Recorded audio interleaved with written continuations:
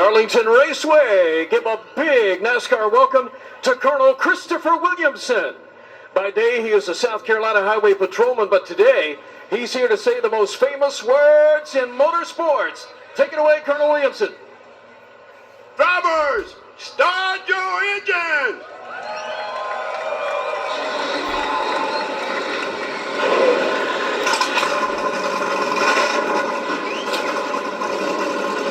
We are fired up and ready to go. Race number 1 of the Truck Series playoffs is coming at you 200 miles. We'll wave the green flag next. One of these young kids that's really coming into his own as the season is going. He's getting better every week and got a lot of speed. He certainly does. We take a look at the rest of the field. We have a few throwback trucks. Daniel Hemrick, one of those. We'll talk about those coming up. And Ty Majeski, we heard from him. A lot of adjustments coming their way to get that truck to the front.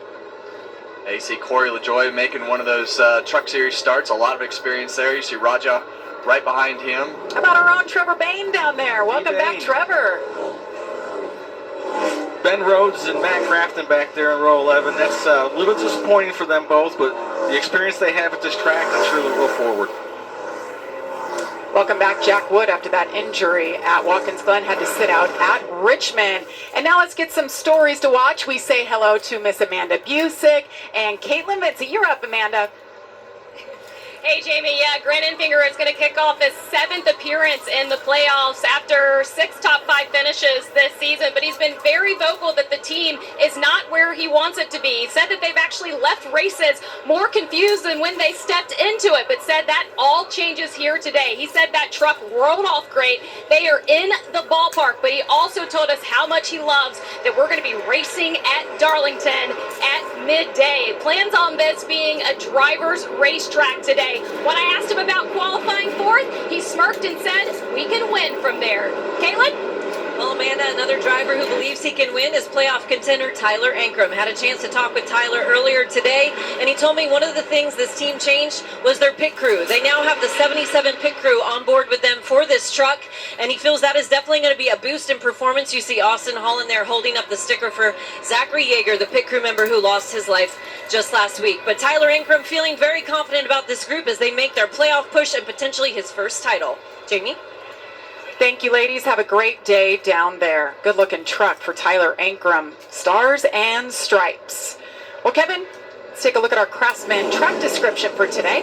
Yeah, this track is very unique. It's got a unique length of the racetrack, 1.36 miles, and you see those front and back stretches are pretty the same, but the 2 ends of the racetrack couldn't be more different because they had to build it around them. It's not easy to get through these stages. Fuel window right there, 57 laps. Our last stage, 57 laps, and they're going to have maybe 2 sets of tires, right, Todd? Yeah, and it's going to be interesting to see what these crew chiefs do. It kind of throws a little monkey wrench into it. It certainly does, and we're ready to get going here. 200 miles coming your way. Lane Riggs will lead them alongside Chandler Smith. Race number 1 of the Craftsman Truck Series playoffs is officially green. You see right off the bat right there, you see guys spinning the tires, and it stacks that field up mid-pack right there, but looks like everybody got away pretty clean without having a bowed-up hood or anything early on in this race. Yeah, a little bumping right off the start. Looked like Honeycutt got into the back of the 11 of Corey Heim. I mean, I love these pictures. It shows how worn out this racetrack is. We'll ride on board Grant Enfinger right here.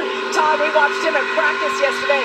He was like in a cage fight with that thing yesterday, trying to get that grip, and it's just not happening. Absolutely, and we watched him after 10 laps hanging on for dear life. It's going to be interesting to see how the what adjustments they made to make this thing better. And you see right up front, you see Chandler Smith take the lead. Lane Riggs had a big slide up off of turn 4 and had to check up off the throttle, and Chandler Smith drove right up underneath him. But you see right here, both lanes, you want to be all the way up against the fence or on those hash marks on the bottom. I always like to put the right sides on those hash marks and drag the truck around the bottom, but with these trucks, that momentum around the top is going to be hard to beat, and it's going to be the best place to save the tires.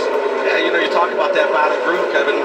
Years and years, nobody ran down there, so it actually has a little more grip probably than the actual groove.